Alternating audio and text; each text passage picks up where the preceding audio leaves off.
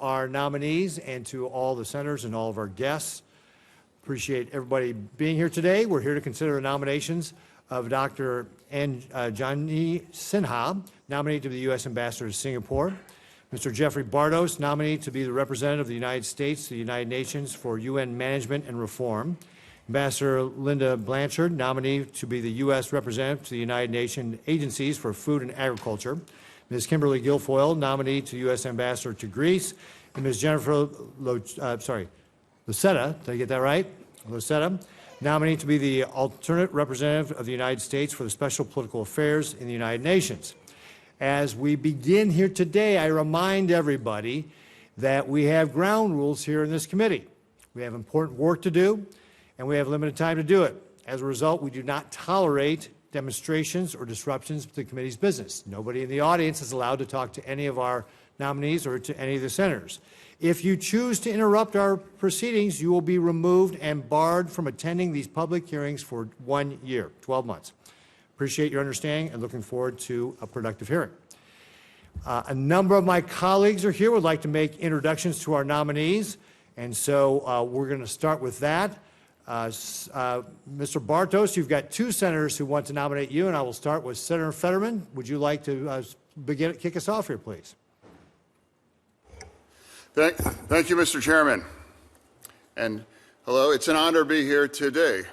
And again, thank you, Chairman Ricketts, and thank you, Chairman Risch, and Ranking Member Shaheen, and the distinguished colleagues of this committee, including mine from Pennsylvania. All right, I know that dude. Today I'm here today, and I'm proud to be here to support my good friend Jeff Bartos and his nomination to be Ambassador of the United States UN Management and Reform. Jeff and I became friends, ironically, when we were both running together as Lieutenant Governor back in 2018. Of course, we're in different parties, but throughout that entire process, through that election, we became friends, and we've maintained that relationship ever since then. Particularly, our relationship deepened immediately after the Tree of Life massacre. And we would speak over and over again how it's important is to do something about the rampant anti-Semitism.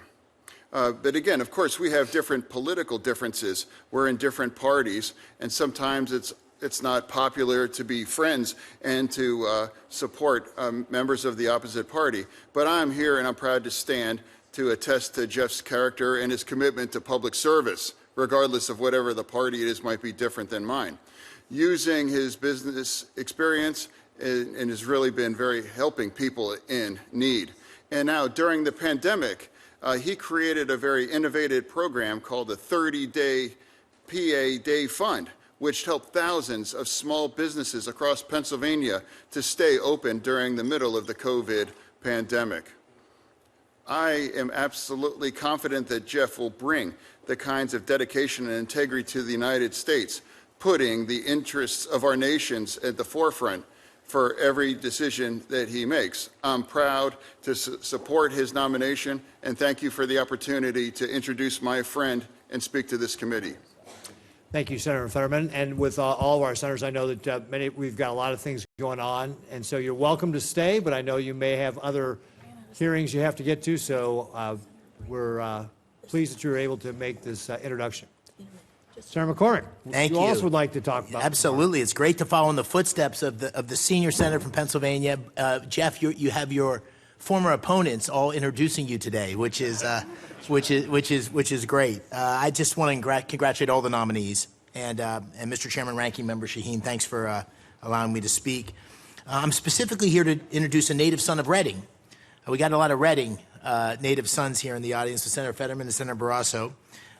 Jeff joins us today with his wife Cheryl, one of his two daughters, two great daughters, Emily and Sarah, who he always talks about with great pride. And welcome to you all. I'm sure you're very proud. Jeff is here today as the nominee for the U.S. Representative to the United Nations for Management and Reform. And I've seen up close Jeff's dedication to Pennsylvania and to serving our great country. And so, Jeff, thanks for accepting this challenge. You would bring years of great business experience, community leadership in our Commonwealth, a successful real estate developer, president of Last Line Strategies, previously President CEO of the Mark Group, and later Division President of Toll Brothers in Horsham, Pennsylvania. You've had a great career. And you've also been active across many organizations in Philadelphia, including the Graham Partners Building Products Advisory Board, the Wexner Heritage Fellowship, the Kimmel Center for Performing Arts, and the Jewish Federation in Philadelphia. Also, as Senator Fetterman talked about, you've really been a leader in Pennsylvania, crisscrossing the state as a candidate for public office, the creator of the 30-Day Fund that raised millions to help small businesses hurt by COVID. But you know, you've got a tough assignment at the United Nations. And when we put United Nations and reform in the same sentence, that's a tough job. But I know from personal experience, I know the Senator does too, of your tenacity, your toughness, your desire to serve your community. And so we are very lucky to have that kind of leadership and grit to root out anti-Semitism and anti-Israel bias at the UN, to demand transparency and accountability on behalf of the Trump administration, more important, the American people. So I am pleased to join Senator Fetterman to support this nomination, and I urge all my colleagues on the committee to vote for someone who I know will do a great job on behalf of all Americans. Thank you. Thank you, Mr. Chairman. Yeah, thank you, Senator McCormick. And now we'll move on to Senator Moody for Ms. Licetta. Thank you, Chairman Ricketts. Good morning. It is my honor to be here today to introduce President Trump's nominee to be the alternate representative of the United States of America for Special Political Affairs, as well as the alternate representative of the United States of America to the sessions of the General Assembly in the United Nations, my fellow Floridian, Jennifer Licetta. It is no surprise, this is just another great Floridian volunteering her time and coming up to D.C. to serve her country. She is from Sarasota, Florida, and it is not the first time she is going to be serving on our country's behalf. During President Trump's first term, Ms. Licetta served our country in various roles and helped advance President Trump's vision for a secure and prosperous America.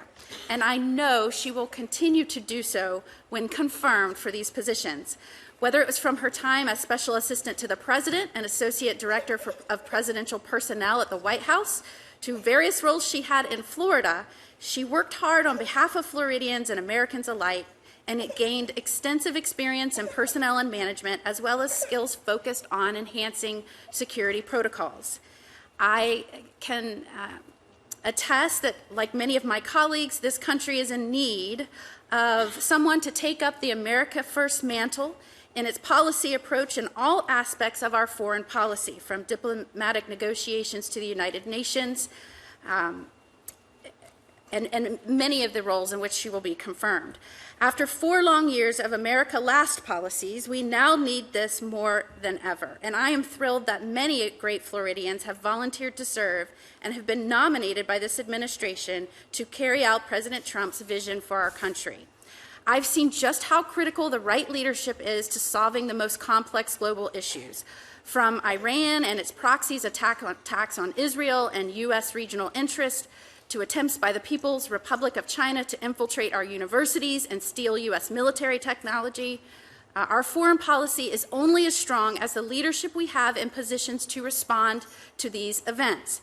President Trump has shown that strong leadership, demonstrated time and time again in dealing with malign actors globally, that it is necessary to pursuing a safer and more secure world. With America First policy, the world is safer, and peace should always be the goal in our foreign policy. Far too long, the United Nations and other international organizations have become the pawn of our adversaries, and that is why it is imperative that the Senate continues to do its duty to confirm President Trump's nominees and ensure that the United States interests are adequately represented in the forums where it matters most. Ms. Licetta is the right person for this job at the right time. I trust that should she be confirmed, she will be a fierce advocate for America's priorities at the UN, stand up for Israel, and ensure strong representation and communication of President Trump's Peace Through Strength vision. She will be an excellent representative of this great nation, and it is my honor to introduce to my colleagues and America, Jennifer Licetta. Great. Thank you very much, Senator Moody. Appreciate you being here, and thank you very much for the introduction. Next, we'll move on to Ambassador Blanchard, and I believe Senator Britt, you would like to say a few words to introduce the ambassador. Absolutely, Mr. Chairman. Thank you, Chair Ricketts, Chairman Risch, Ranking Member Shaheen, members of this distinguished committee, and Senator Graham, who joins me right here. Happy birthday, sir. I will note it's Senator Graham's 70th birthday, so congratulations, Senator. If you're not 70, turn back. It's not good.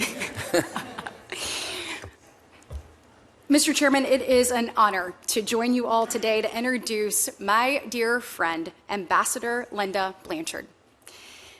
She's President Trump's nominee to be the U.S. Ambassador to the United Nations Agencies for Food and Agriculture. She's the former U.S. Ambassador to Slovenia and an incredible businesswoman, philanthropist, and humanitarian. Linda is a native of Alabama's capital city, Montgomery, where I reside. She's devoted her life to elevating our state and supporting communities, not just in this nation, but across the globe. She has a record of bringing sustainable change through education, health, anti-hunger initiatives, you name it. She co-founded the 100X Development Foundation based in Montgomery that now serves over a dozen countries to help the most vulnerable, including children and families in poverty. It is her goal for the unseen to be seen, to be elevated and give an opportunity for success. She's served on numerous boards of local organizations like Agape of Central Alabama, a Christian foster care and adoption agency. She is also the founder and former senior advisor of real estate firm B&M Management Company, which speaks to her business acumen. And she currently serves as Vice President of Business Affairs of Ascent Residential, where she oversees 25 properties across 9 states. This nomination also marks a return to diplomatic service for Linda. In June of 2018, President Trump nominated her as U.S. Ambassador to Slovenia, where she diligently served our nation for over a year and a half. In fact, she helped secure joint declaration of 5G technology and a memorandum of understanding concerning strategic nuclear cooperation between both countries. When I was president of the Business Council of Alabama, I had the opportunity to travel to Slovenia and see her firsthand. She is a force of nature. We know the challenges we have in front of us across the globe, and there is no one more prepared to meet those than her. Linda has a proven record of international experience and leadership, and she is ready to translate that longtime service in food, agriculture, and hunger issues to excel in this position. I have absolute confidence in her ability to strengthen international efforts to address food security and advance agricultural development and U.S.-led initiatives. Thank you for the opportunity to speak on her behalf. I look forward to seeing her strong leadership in action as the next U.S. Ambassador to the United Nations Agencies for Food and Agriculture. Great. Thank you very much, Senator Britt. I know that Senator Tuberville also wants to say some words on your behalf, and I believe he's on his way. But in the meantime, we're going to go to Senator Graham to talk about Dr. Sinha, who's obviously up for Singapore. Senator Graham. Thank you, Mr. Chairman, and Senator Coons, and to the committee, thanks for having me, and appreciate the birthday wishes. I can't believe I'm 70. So anyway, that's not your problem, that's mine. So Dr. Sinha I've known for years. He's been a friend of President Trump for over a decade, and he is quite a life. He was born in India. He's lost his father in a tragic car accident at the age of 13, and he assumed financial responsibility for his 6 siblings and widowed mother. He went on to graduate medical school in India at age 22. He then moved to India's capital city of Delhi in 1972 to begin graduate studies and medical career, and eventually immigrated to the United States in 1977, settling in New York. Once in the United States, he started a orthopedic practice for over 40 years, specializing in orthopedic and sports medicine. He sold that practice. He started another practice and had 8 locations throughout New York. Very industrious, talented surgeon and businessman. He has deep ties to the Indo-Pacific region. He's positioned to relate to key stakeholders in the region. Singapore has a very vibrant medical community, a lot of medical tourism, biotech, medical innovation. All of this is right up his alley. I think he'll be a great spokesperson for our country in Singapore. He knows the region and he knows the issues, and I am very honored to introduce him. His wife of 48 years, Dr. Sinha, is a retired anesthesiologist. She was on the NYU faculty, and they have a daughter, son, and 3 grandchildren, and they have truly lived the American dream. And this is a way for him to give back to his country, and I heartily recommend his nomination to be ambassador to Singapore. Thank you. Great. Thank you very much, Senator Graham. Ambassador Blanchard, I understand that Senator Tuttle did get pulled away to something else. And Ms. Guilfoyle, Senator Haggerty is going to say some remarks about you when he has his time for questions. So don't feel left out. Senator Haggerty will be here. And with that, Ms. Guilfoyle, I said you weren't going to be left out. Senator Haggerty is here, and so Senator Haggerty would like to do his introduction for you. Well, I want to thank the chair, and thank you for standing in for me today, Mr. Chairman, as well, to attend to a family health issue. But it's a great privilege to be here with all of you. And I'd like to congratulate all of you, too. The roles that you're about to take on are incredibly important. Having done a role similar to what several of you are doing, I've got a great respect for not only you, but your families and to all of the families that are here. The role that you will play is absolutely critical in the success of your spouse, your loved one. So thank you. But it's a special treat and privilege to introduce a good friend of mine today, and that is Kimberly Guilfoyle. She is President Trump's nominee to be the U.S. ambassador to Greece. She's a deeply experienced attorney, a nationally respected commentator on politics and public policy, and she's a great political strategist. Throughout her career, Kimberly's excelled in both the private sector and in her public service roles. Indeed, her distinguished background and long-standing commitment to public engagement make her an absolutely excellent candidate to be the United States ambassador to Greece. Ms. Guilfoyle worked as a broadcaster at Fox News, where she co-hosted The Five and Outnumbered, and previously appeared as a legal analyst on CNN, ABC, and Court TV. Earlier in her career, Kimberly served as a prosecutor in the San Francisco District Attorney's Office and as Deputy District Attorney in Los Angeles, where she generated national recognition for her legal acumen. Her academic and civic credentials further support her nomination, having graduated magna cum laude from University of California, Davis, and earned a JD from the University of San Francisco School of Law. She's also the recipient of multiple awards recognizing her legal work, her public service, and her advocacy, including the Heritage of Hope Award from the New York Society for the Prevention of Cruelty to Children and the Special Civil Rights Award from the City of New York. Most recently, in January, she was awarded what is known as the emblematic icon by the Archbishop of the Greek Orthodox Church of America, commemorating Kimberly's spiritual and cultural bonds with Greece and the United States. Thank you for your contributions to that relationship, Kimberly. Her strong expertise and experience, as well as her deep ties to the Greek American community, make her extremely well qualified to represent the United States in Greece. And on a very personal note, I want to acknowledge that as I moved from my prior post as U.S. Ambassador to Japan to the United States Senate, Kimberly was there for me from the very beginning. She came and joined me in my small hometown in Tennessee to kick off my campaign. And Kimberly, you've been a friend from the very start and helped me open this new chapter in my life. And I couldn't be more honored to be here to congratulate you and help you open this important new chapter in your life. And I encourage all of my colleagues to support her nomination. Thank you. Thank you, Senator Haggerty. Ms. Guilfoyle, Thank go you. to your opening statement, please. Thank you. I first off want to start and say thank you to my dear friend of many years, Senator Haggerty, for your kind introduction, for your stewardship and service to this country in multiple roles that you have done. And you're someone I greatly look up to, admire, and hope to follow in the footsteps of your great service to this country. And thank you to the esteemed members of this committee. Thank you for standing in, Subcommittee Chairman Mr. Ricketts, Chairman Risch, Senator McCormick, another great friend, and Senator Coons, who showed up here earlier today.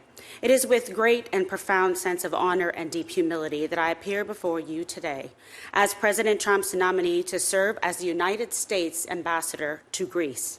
I extend my sincerest gratitude to the President for his faith in my abilities, and to Secretary Rubio and to Sergio Gore here present today, the head of PPO, and his amazing team for their collective trust and confidence placed in me. I also thank this committee for the opportunity to be here and for your careful consideration of my nomination. I would like to thank my closest family and friends for their support, their encouragement throughout this process. I would like to offer special thanks and love to my son Ronan, my brother Tony Guilfoyle, and to Donnie Trump for their steadfast support. I also would like to thank my parents, who would be so incredibly proud to see me here today. My mother, Mercedes, was a special education teacher from Aguadilla, Puerto Rico. My father, an immigrant from Ireland, came to this nation in pursuit of the American dream, and now I consider it my duty to carry on the mission and the values that they instilled in me.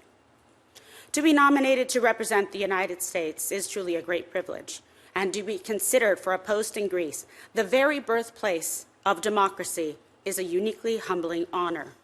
The ideals of liberty, self-governance, and the rule of law that were born in ancient Athens have echoed through the centuries, inspiring generations of thinkers and leaders, including our own nation's founders.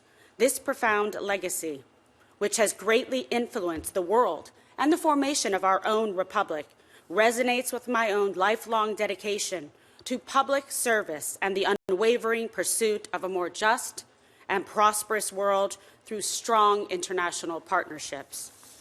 My career path has been defined by a steadfast commitment to advocacy and public engagement. As a prosecutor in the demanding environments of both San Francisco and Los Angeles, I was entrusted to be a voice for those who could not speak for themselves and to uphold the foundational principles of our legal system. This experience honed the skills of careful negotiation, clear-eyed analysis, and the pursuit of truth, qualities I believe are indispensable to effective diplomacy. Subsequently, my decades in the media as a legal analyst and television host provided me with a platform to elevate critical issues, spotlight injustice, and champion truth on a wide range of priorities and for audiences across the globe. These endeavors, coupled with my active engagement in public advocacy and the political arena, including during my service as First Lady of San Francisco, have provided me with a keen and timely understanding of international relations and an unshakable belief in the power of robust alliances to advance our shared interests and values. If confirmed, I pledge to bring the full measure of this experience to bear in Athens. I am prepared to be a tireless advocate for American interests, a steadfast partner for our Greek allies, and a proud and loyal representative of the President and the American people. Over the past several decades, Greece has evolved to be a pillar of stability in a complex region, and its commitment to our shared security within the NATO alliance matters more than ever. Consistently ranking among the top spending allies, Greece is projected to continue dedicating 3% of its GDP to defense in 2025 and is on a trajectory to reach 5%, in line with the alliance's commitment at The Hague. This is not merely a matter of statistics. It is a tangible investment in our collective security. Furthermore, a substantial portion of this expenditure has been directed toward the acquisition of cutting-edge U.S. defense technology, including the formidable F-35 fighter jets, advanced Apache and Black Hawk helicopters, and modern naval vessels. Additionally, the proposed joint project to co-produce Constellation-class naval frigates demonstrates Greece's long-term commitment to our strategic defense partnership. These modernization efforts enhance Greece's significant military capabilities, strengthen the eastern flank of our NATO alliance, and create valuable opportunities for American industry. If confirmed, I will make it a top priority to further accelerate Greece's defense modernization by fostering even greater cooperation and synergy between our defense sectors. The United States and Greece have made tremendous progress on energy cooperation. Greece's Revithoussa LNG terminal and the construction of the Alexandroupoli floating storage regasification unit is allowing the U.S. to export more gas to Europe. While U.S. natural gas now accounts for 20% of gas in Greece, up from 2% 5 years ago, there are huge opportunities to sell more U.S. energy to Greece and its neighbors. If confirmed, I will work with the so-called vertical corridor between Greece, Bulgaria, Romania, Moldova, Ukraine, and Central Europe so that Greece can become a hub of U.S. gas for the region. I will also encourage Greece's progress on constructing electricity interconnectors and its neighbors, including Cyprus, Israel, and Egypt, which contribute to regional energy diversification and security. Economic opportunity remains a central pillar of the robust U.S.-Greece relationship. If confirmed, I will serve as a proactive and strategic partner in advancing U.S. trade and investment interests, building on successful efforts to expand opportunities for American firms across key sectors, including defense, energy, shipping, infrastructure, technology, AI, pharmaceuticals, hospitality, and agriculture. I will also actively pursue pathways to encourage and facilitate Greek investment in the United States, fostering a more balanced, resilient, and mutually beneficial economic partnership. Ultimately, the enduring strength of the U.S.-Greece relationship is built upon the solid bedrock of our people-to-people ties. The vibrant Greek-American and Greek Orthodox community has made immeasurable contributions to the fabric of our nation, and the bonds of culture, family, and shared heritage between our countries run deep. I am also deeply committed to championing religious freedom, an essential pillar of all democratic societies and a core value we share with our Greek allies. If confirmed, I look forward to engaging with and supporting the vital work of Greek cultural, educational institutions, non-governmental organizations, municipalities, and individual citizens. I am committed to working alongside the diaspora to further strengthen these essential human connections that bind our nations in a spirit of friendship and mutual respect. Thank you once again for the honor of appearing before you today. Thank you, Ms. Guilfoyle. Thank you, Senator. Ms. Guilfoyle, if I might, just because the U.S.-Greece relationship is important to me, to my state, to our nation. Under the first Trump administration, there was a so-called 3+1 cooperation launched between the United States, Greece, Cyprus, and Israel. Give me your sense of what difference that's made, what's its current status, and whether you would commit to sustaining this level of cooperation in this structure. Thank you for the question, Senator.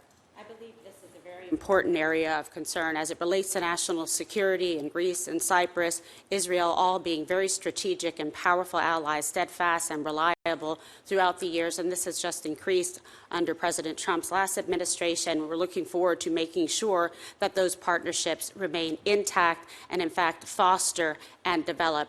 I believe firmly, if confirmed, as ambassador to Greece, that I will work tirelessly to make sure that Greece's national security interests and our strategic allies in that partnership remain very strong and robust, working in concert and conjunction with the United States of America, because national security in those areas and those countries directly equates with national security for the United States of America. And I would ensure that we increase the commitment that has been consistent by the people of Greece to do the defense spending, buying U.S. military equipment, which they have been doing, and see to it that we are going to project to include up to 5% from them. Anything for me about why the 3+1 mechanism is particularly important? Well, geopolitically, as you know, that is a very complex region with a lot of security issues, migration issues. We saw recently what's happened. And, you know, Greece, where it occupies its place in the world, is that southeastern edge of Europe, which is pivotal in terms of its relationship, its proximity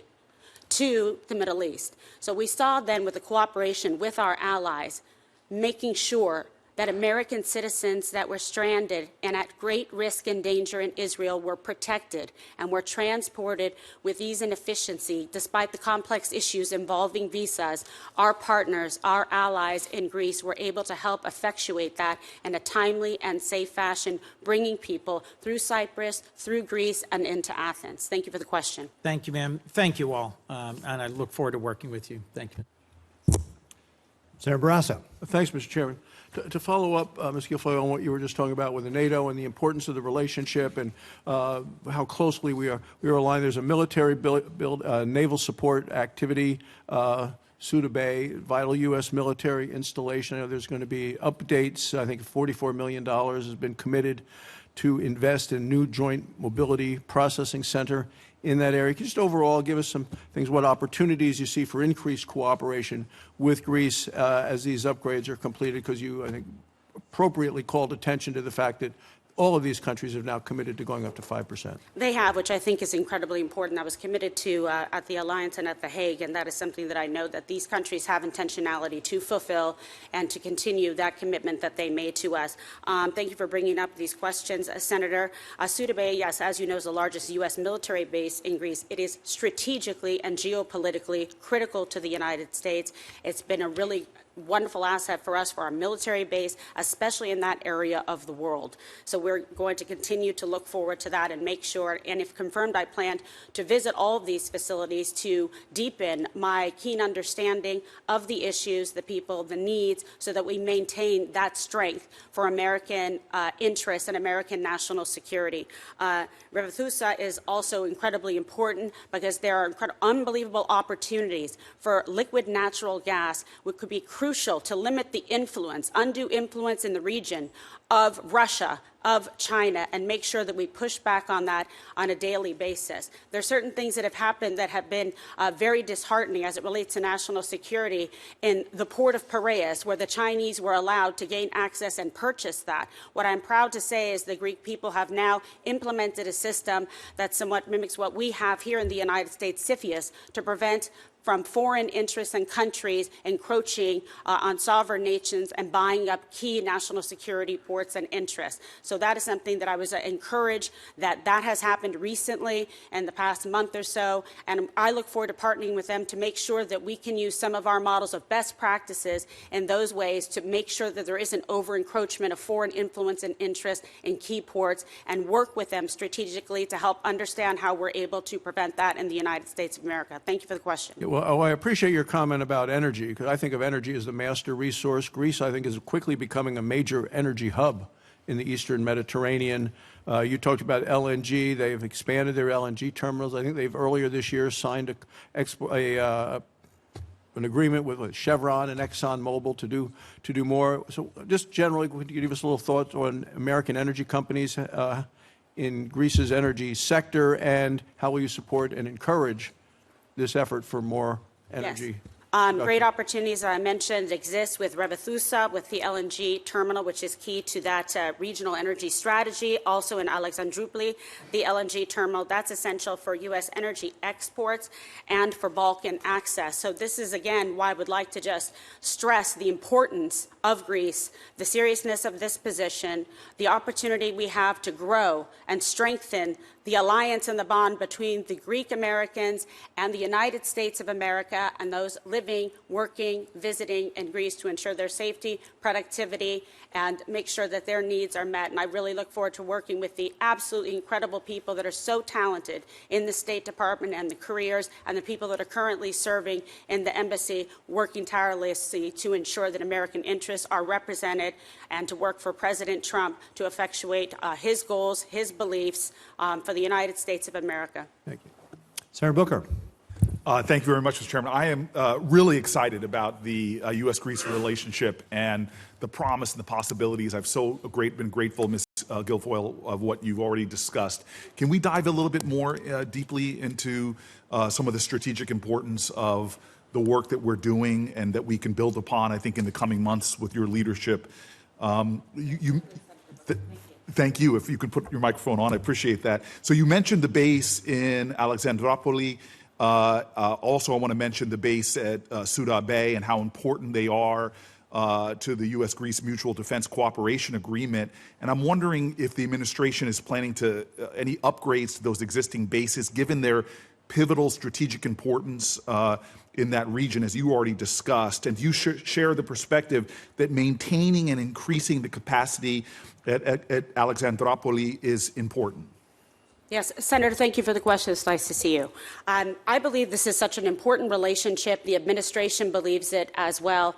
This is a post where we are dealing with EU, G20, a lot of complex issues geopolitically in that area. And I think it is incredibly important. Again, I am speaking now in the role of a private citizen. I would work in conjunction with the State Department, Senator Rubio, the deputy secretaries, and also following in the mission of American interests moving forward to make sure that we are ready in that area, that relationship and partnership is maintained, that if there are necessary improvements or expenditures that need to be made, that I would advocate in that fashion very strenuously on behalf of the United States of America and the American people. I am grateful for that. That's the kind of strength I want. The tradition in the ambassador to Greece we had with George Souness was probably the best bipartisan ambassador, and I'm sure you know. My dear friend who is here today. Yes, yes. I didn't want to call him out. He does not like attention. He's very shy. He's Greek. I mean, yeah. Fake news. Yes. Evaristo, thank you. Let's continue. I have a lot of concerns about the Greek-Turkey tensions, and it's something I think all of us should be giving more attention to. When I visited Greece last year and had the pleasure of being with the ambassador for some time, there was really calm between Greece and Turkey, between Athens and Ankara. The Prime Minister of Greece and the President of Turkey met last year twice to try to reduce those tensions, but I am concerned that with regard to sovereignty challenges, maritime borders, those tensions exist and could be real points that get inflamed. Tell me about your concern, and I've heard from a lot of my constituents in the Greek diaspora as well as from my travels that it's critical, I believe, that the U.S. doesn't tolerate any threats to the sovereignty of our European allies, especially Greece. Senator, again, thank you for the question. Yes, this is a very important issue, and I know there is a lot of concern from Greece, from Israel, from Cyprus, etc., regarding any increasing of weaponization in Turkey with the F-35s. Again, I'm speaking as a private citizen. I do not direct or maintain policy, but I know this is an area of concern to the administration as well. I know that President Trump is the best negotiator and diplomat to be able to engage with different countries to find meaningful ways to work together. I would like to make sure that we are protecting and honoring our strategic, consistent, stable, and reliable allies with Greece. They have answered the call every time. They have exceeded our expectations. They have readily committed to the 3%, consistent in that regard, and Greece remains strong and proud as the 5th largest spender for military equipment I'm going to interrupt you in there the world. I'm running out of time, but I want to say I thank you. I associate myself with a lot of that bravado when it comes to Greece, so thank you very much. I just want to say I've got some bipartisan work on really the importance of the India, Middle East, Europe economic corridor. It's really vital. I hope to be able to talk to you about that. I know you know the importance of that and how the 3+1 framework between Israel, Yes. Greece, and Cyprus work into that. But I want to shift in my remaining seconds. Senator Risch. Thank you. Ms. Guilfoyle, I want to drill down a little bit more into the issues between Greece and Turkey. Certainly. You know, they're both NATO allies, and I have to tell you, I've started to use that word pretty advisedly when it comes to Turkey. I fought with them. I led the charge to get Sweden and Finland into NATO, and it was incredibly frustrating. Turkey was using its power because everything has to be done unanimously in NATO. To keep them out, and it was a huge fight. And the other thing, as far as Turkey's concerned, I'm the one that put the hold on the F-35s. The F-35s they bought and paid for are still sitting in the United States because I've got a hold on them, and I'm going to continue to have that hold for a lot of different reasons. But the relationship between Greece and Turkey doesn't get nearly the play in the media here that actually exists. I wind up dealing with it all the time. Because I'm chairman of the committee. One of the things I'm particularly interested in is the argument they're having and the fight they've been having for a long time over a territorial dispute. I don't know how familiar you are with that, but I'd like to hear your thoughts on that. And the other thing I'd like to hear your thoughts on, and I would recommend to you, is your predecessor, George Souness, who's here. He and our ambassador to Turkey had a very, very close relationship, and I talked to them frequently, and they were really good at sorting out the issues between the two of them. So I would urge that you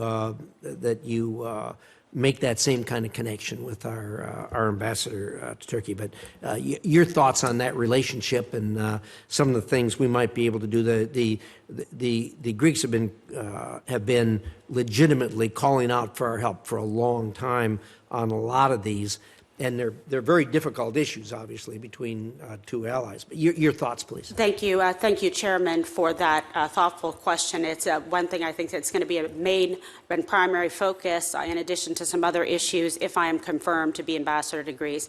I do enjoy a very close relationship with Ambassador Barrick in Turkey. I know him for a very long time, and I have a very close relationship with Ambassador George Sunis. So I think this will be pivotal to making sure that we are ready and able to exceed expectations on day one. I look forward to working with Ambassador Barrick on this tough issue, in addition to following the direction of the President of the United States. Sir, as you mentioned earlier, Turkey is precluded by U.S. law that you put forward from actually acquiring the F-35s. There are choices that people and countries make in life, and Turkey has chosen to work with the Russians with the S-400s. I think it is imperative that we focus and point out the juxtaposition of a strong, steady ally who has answered the call and exceeded the expectations like Greece, and someone who, yes, is in NATO, but also needs to follow suit and be that same kind of strong and strategic ally. We don't have that at this point in time, and again, I'm speaking on behalf of myself as a private citizen. I look forward to getting more information, to getting deeper into the issues, following the direction of the President of the United States, and also working with my esteemed Ambassador Tom Barrick to resolve some of these issues. But again, the big focus has to be, what are we going to do in that area? It is so imperative for national security and for the United States of America, and that we also protect those strong allies that we have in Cyprus, in Israel, and in Greece. And I will make sure that it is my mission objective and focus to do just that if confirmed.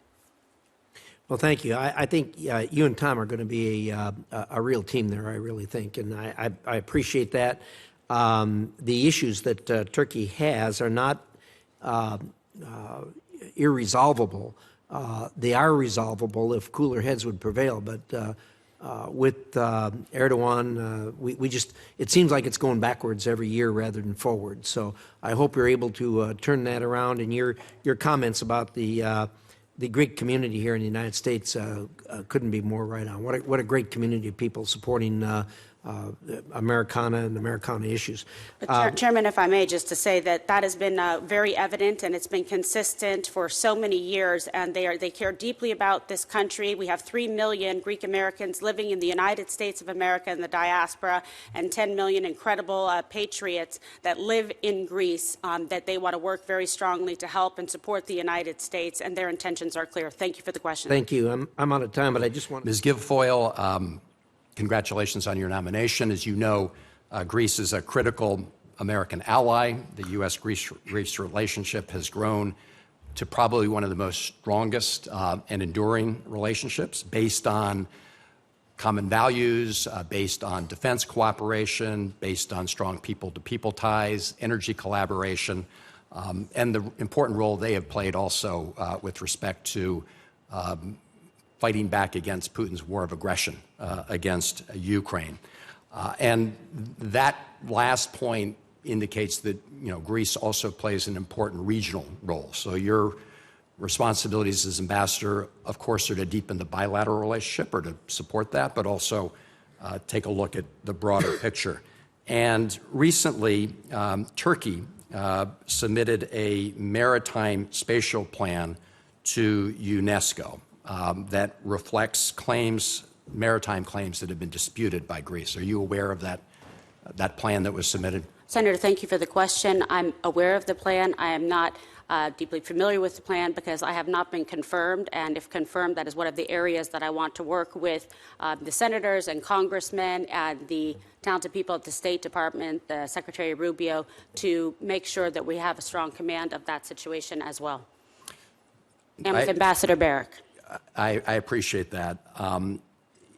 So I guess one question would be the approach that you take, because a lot of the actions Turkey has taken, both respect to intrusion into Greek airspace, into Greece waters, obviously create possibilities of conflict, which we'd hope to avoid.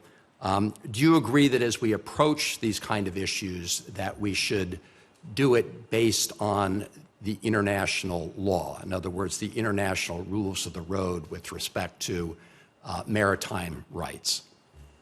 Thank you for the question. As a former prosecutor, I've been an attorney for, 30 plus years. I have the utmost respect for the rule of law. I believe it should be adhered to. And then there is the additional aspects to consider of what is the State Department policy, what is the position of the President of the United States as it relates to American interests. Will it make us stronger, safer, more prosperous? All of those need to be applied to these complex matrices to make sure that we know that we are acting in the best interests of the United States. And because Greece is so important and pivotal geopolitically, it is a key place in the region that must be respected. And I am a strong believer that we are sending a message to the rest of the world if we do not treat our most strongest and strategic and consistent and steadfast allies like Greece in an appropriate manner to honor and respect the commitment that they have made to the United States of America, and as you mentioned, with our shared values. Yeah. This is of pivotal importance. And I do believe, again, speaking privately and not as a confirmed ambassador, if confirmed, I would work very hard to make sure that we are really keeping that distinction about who has been acting in the best interests of the United States of America in accordance with the President's viewpoints, in accordance with our national and security interests and foreign policy interests. And I think there's a strong juxtaposition between allies who have and haven't. I appreciate that. I just want to underscore the fact that Greece sees it in its interests to apply international law, international maritime law. And I would hope that the U.S. position is that we also respect maritime law and not support or look the other way when that's being violated. But your answer, of course, opened the door to looking the other way and, depending on other factors. So let me I need to turn to Ambassador Blanchard, and I know. Thank you all very much for your time today. I appreciate it. Again, this is an impressive hearing, shows why President Trump's nominees have been put forward for these roles. For the information of the members of the committee, the record will remain open until close of business tomorrow, Thursday, July 10th, for members to submit questions for the record. This hearing is adjourned.